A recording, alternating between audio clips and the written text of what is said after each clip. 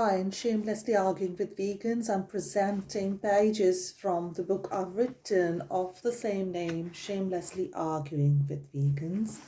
And my name is Swati Prakash. This is a useful guide for all of us who are involved in explaining about veganism to others. It may be outreach, or it may be general life situations, talking to friends and family, posting on the internet, social media, replying to comments by non-vegans, and basically myth busting. And yeah, it's been a while since I wrote this.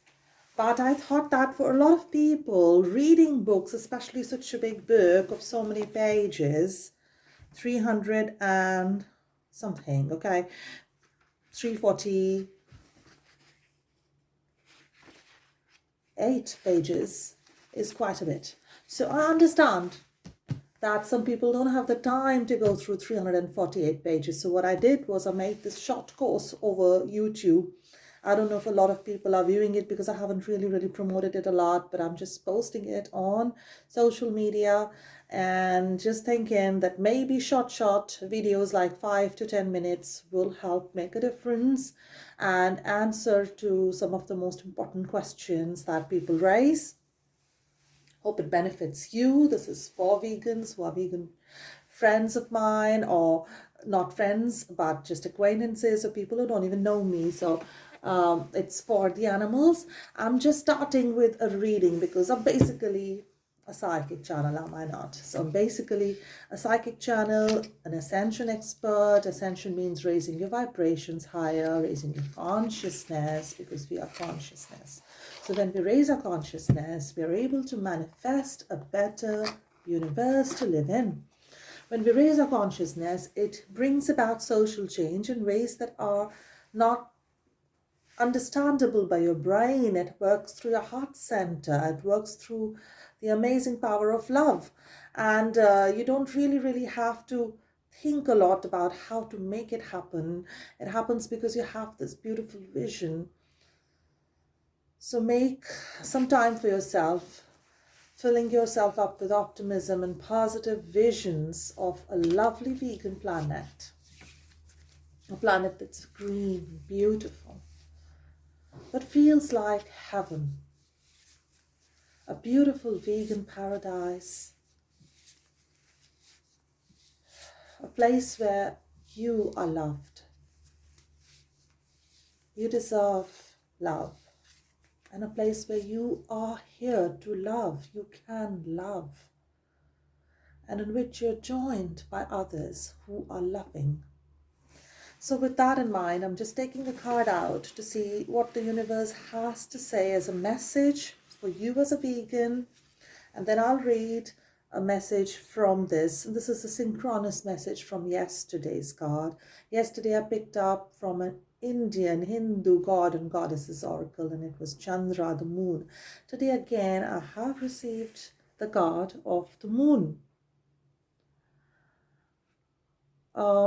I generally don't give readings from the tarot because that's a Western system based on Kabbalah and the biblical texts of the past. I don't really follow them, but I'm just trying to raise vibrations here. I'm just trying to focus on the universal meaning of this card, the moon. And it talks about these beings living in fear. Now, can you see them? The wolf, the dog represent those beings who are basically hunters, aren't they? And the moon affects them. It brings out the instincts. The wolves crying to the moon as werewolves is a popular, scary Halloween theme symbol, and Halloween is on the way, isn't it? This animal coming out of the water. And the overall theme is fear. Think about, what are the fears holding you back in your life? Are you giving time to yourself to work on this beautiful, empowering message? You know, now look at this message is dairy and other animal products kill babies and mums. That is awful. But going vegan is beautiful. It's the antithesis to it. It's something that just just breaks that cycle of killing, of death, of fear. So we can do that. We can manifest this beautiful vegan planet. So should we just shift from this fear-based system to this love-based system? And how can we transform our fears to love? So I'll take this message out from the fear-based, who you can call devil, the enemy, the blockage, the resistance to good that we face. Now look, this is so synchronous with that card. This card was the moon, which was all about fear, wasn't it? And water, and it looks like this place surrounded by water, and there's moon there, you're alone there, and you're afraid there, and you have the survival instinct. And this argument 21 is bang on. Now see how wonderfully the tarot cards predicted today's argument that was presented. See, if you were on a desert island, yes, I know those of you who've heard this before are thinking up again. If you were on a desert island and had to feed your child, will you not kill an animal then? Look, you're on a desert island, and see how cunning their mind works. The non-vegans are playing on you as a mother. You would kill to feed your child, wouldn't you? Wouldn't you then kill an animal to give food to your child? My answer is no. Do I look like the kind of person who will go and kill someone and eat that? I'm not like that. Why don't you get it? I'm not going to eat blood and flesh and tendons and muscles and all those bones. And I'm not. Do I look like I have the teeth that I'm going to go and kill someone and eat them? On a desert island, that too. And how did that other animal come into the desert island? I mean, what has he been eating? Who could ever survive on a desert island? It's impossible, isn't it? You don't want to go there. If you go there, then you would just want a helicopter to take you out of there, won't you? You'll put an SOS sign. That's what you'll do. What a ridiculous argument people come up with. And we are not living on desert islands. And stop living in that fear-based mentality that you have to survive, you have to eat others to live. All that is rubbish. We're living in a world which isn't that bad, okay? I mean, it may be awful and everything, whatever you want to call it, but really it's not a desert island. No man's an island. We have each other, we have systems in which we have food production through the ground, we have agriculture. These are hypothetical scenarios. So what I've written is,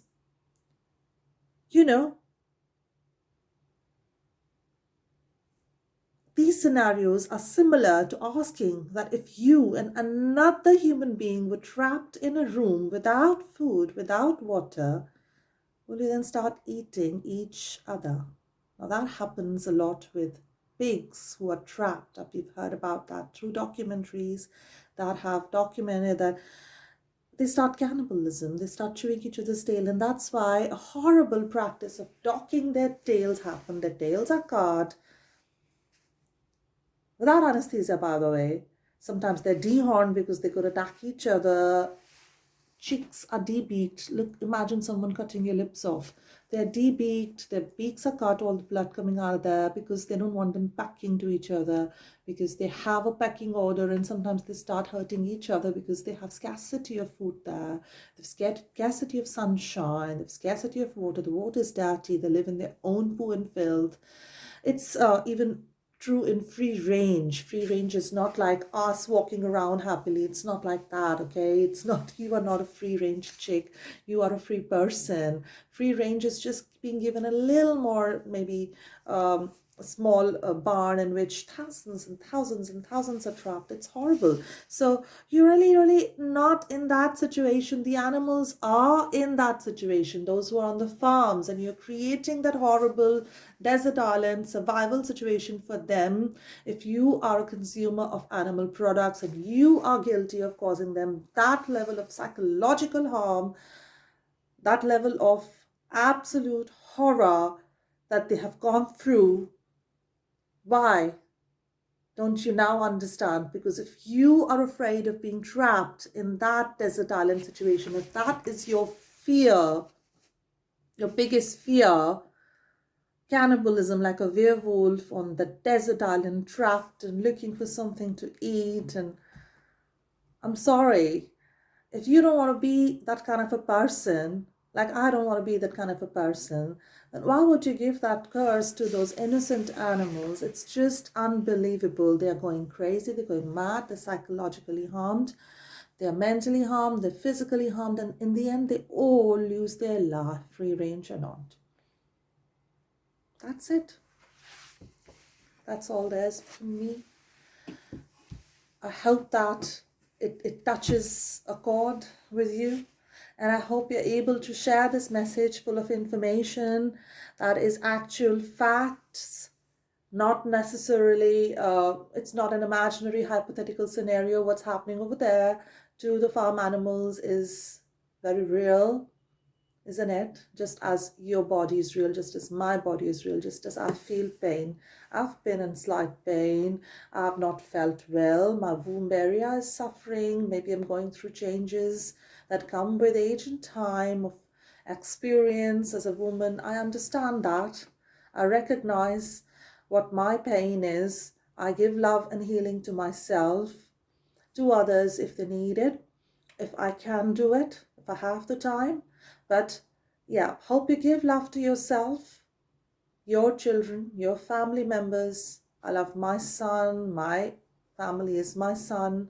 I love my beautiful little world that I have made in my own home. And my home is a vegan home.